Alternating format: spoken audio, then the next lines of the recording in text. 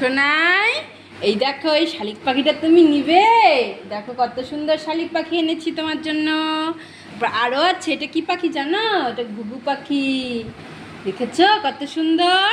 আর একটা আছে, এই দেখো। এটা কি? এটা হচ্ছে ময়ূর, পিকক।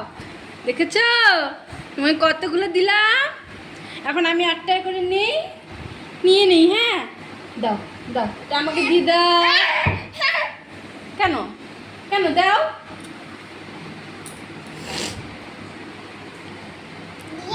শালিক পাখিকে মুড়ি খাইতে দাও। শোনাই, এই যে শালিক পাখিগুলোকে না, এই যে মুড়ি দাও।